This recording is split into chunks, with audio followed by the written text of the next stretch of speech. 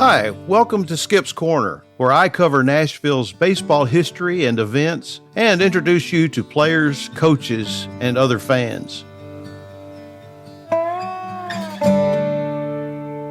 I've gotten to know Bobby Durnbaugh over the years, and I always enjoy visiting with him, talking to him on the phone. I met him many years ago when my dad was calling on sporting goods stores in Southwest Ohio, and I think he called on Jim Collins Sporting Goods, and there was Bobby Durnbaugh, and Dad knew his name, and I think they struck up a conversation, later developed into a friendship. And then when he moved to George Meek Company, George Meek Sporting Goods in Springfield, I was fortunate enough to be able to call on Bobby, and that was a kind of a setting where you could talk business for about 20 minutes and then talk baseball for another 40. And I always enjoyed those stories because Bobby has such a great memory. And he's been in town several times, and I've been able to record him. Most recently, he was at the Southern Association Conference in Birmingham at Rickwood Field. They have a player each year to come in and speak to the group, and Bobby was as good as any of them. He told great stories, and when people would ask him questions, he answered right away. And he's just got such a good memory. He played here in Nashville in 1955 and 56, 1958 and 59. And he played a couple of places in 1957, Seattle and Omaha. But he was also called up to the Reds on September the 22nd. He got into a game. And on September, but he didn't bat. In September the 27th, he faced Lou Burdett as a pinch hitter, and he bounced out to Johnny Logan. So he had 2 games in the majors. The Cincinnati Reds have honored him. They've had him down at their Hall of Fame and recorded him and showed him a baseball that he had signed along with other teammates. And I know he was thrilled about that. Bobby just is a good guy, and I think you'll enjoy listening to some of these stories. These go back a couple of years. He had his family with him. I was showing them pictures of different players and pictures of Sulphur Dell, and he took great delight in talking about those pictures and especially telling his family what Sulphur Dell was like, and it seemed like he was reliving those memories all over again. So I hope you enjoy listening to Bobby Durnbaugh. What a great guy. I really enjoy him, and I always appreciate our opportunities to talk to each other.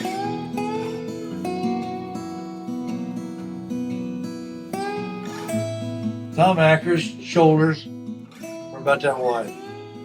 He threw back to second base on a pickoff play one day, and I said, I'll never do that again. Never. That ball was so heavy, so hard. I said, I'll just wait. Now there's the ballpark. See, level here, up a terrace, fence, and up above there's a big high fence. That's Sulphur Dell. He'll probably have more of that. That's got a little bit of the left field wall. It's a little bit of I don't know yet. That tells you a little bit more about the ballpark. Flat here, up the terrace, fence, and let's see, that would be in right center field, so the fence might stop out here someplace you can't see. But that's down in the hole, Mary. This is one of the best pitchers I ever played with, and he didn't throw that hard. But he is good. He had a good changeup. Bob Kelly is a good pitcher. Yeah. I liked him. Rick Botello, I know Rick and Larry Taylor and I shared a trailer for a year. This guy? Yeah. Rick was from California, left-hand pitcher. There's Larry. Larry Taylor. Best second baseman I ever played with. He was really a good guy. That's the best manager I ever played with. Ernie White. I loved him. But you liked it. Yes, sir. He was part of the Gas House gang in the 30s. Yeah. Dizzy Dean.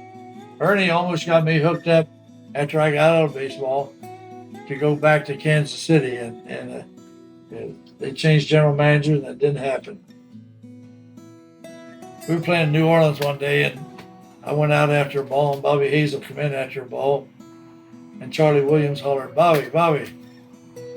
And I put my hand out, and the ball hit my glove, and Bobby Hazel caught it. We come pretty close to a collision. Played with Mike Lutz in spring training, but I don't think he did play here though. Yeah. I remember, he played here. He's a sheriff in Georgia someplace. Really? Yeah. Ben Downs. Ben could hit the ball pretty good. I'll be darned. Then there's Bob Kelly. I think we already had one. Yeah. Yeah, he's my favorite pitcher. I really like to play behind him. Now this guy, pretty famous around here. You ain't kidding. That's you. Yeah, that's after the uniform. There ain't no uniform on him. voted by the players as the most valuable player that year? Neil Chrisley. This on the road someplace. Where would that have been? I wonder. Double tiered. Could have been Chattanooga. Chattanooga double tier. I would say that's probably Chattanooga. And Yeah. That's left field. I mean right field, because left field had those two Coke bottles on either side of the scoreboard, didn't they? You remember that? Can't Two remember big that. giant Coke bottles. I know one thing. They had a really nice, but it was big infield. Big Yeah. infield. You get back to the I've been grass at shortstop. You were back there. Huh. I chased. This had to have been 58 or 59. I chased the ball down one night in left field, and there's a big tower down, the light tower, and I was pretty close to that tower, but I was way down in there, and I caught the ball, and Jim Fridley said, "Damn, Bobby," he said, "if you wouldn't call him so soon," he said, "I'd save you all them steps." He stand right there and let me catch it. I remember Jim Sprankle. He always come on the mound and pitched. It seemed like to me the ball was hit between third and short and went into left field. And he'd stand there, like that.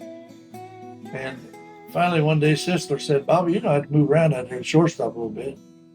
I said, "Skip, you can move me anytime you want to. Where do you want me to move?" "Oh," he said, "just move around." "You've been talking to this Jim Sprankle?" And he never answered me. So I knew who he'd been talking to. And I said, "You tell Jim Sprankle to move me anytime he wants to move me." O'Toole was like that. Jim O'Toole. I was taking batting practice one night, and the guy says, "Hit me one, Bobby." And I looked around, I didn't see anybody. And I hit a ball, and they said, "Hit me one, Bobby." And finally I found Frank Smith. And Frank Smith was up there in one of them holes. "Up here?" I said, "I couldn't hit it out of there for nothing, That's Cal Upton again. Calvin. Arciotti laid a bunt down on him one night in Little Rock, and Calvin picked the ball up and drilled him right in the middle of the back. I said, "Calvin, what the hell did you do that for? You had him out." He said, "You won't bunt on me no more." Earl Averill. His dad's the one that hit the line drive and busted Dizzy Dean's toe.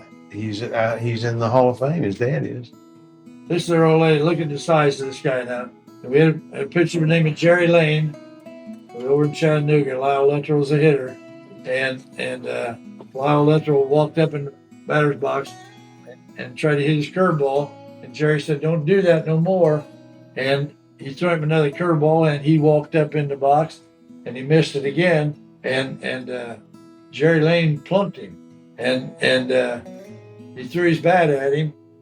And Earl stepped out from behind home plate and broke his jaw. When I saw him at home plate, he had blood running out of his mouth right on home plate. But Earl knocked that crap out of him. And then the police went in to get him, and two guys, Tom Acker and Jim Adkins, wouldn't let the detective in. He said, "Hey, you better let me in." So they let him in, but they weren't going to let nobody in. But I think they arrested him, had to go to court, was thrown out. Well, there you have Bobby Durnbaugh, and I know what I'm going to get some emails and some phone calls, and someone say hello to me, and then they'll say, "We didn't hear enough of Bobby Durnbaugh." Well, there's more, and I'll save that for another time because this is so rich, and I'm really blessed by Bobby, and I hope you find that he was a blessing to you too. He's just a good one, and I'm honored to know him. I hope you enjoyed this segment of Skip's Corner. I hope you'll come back.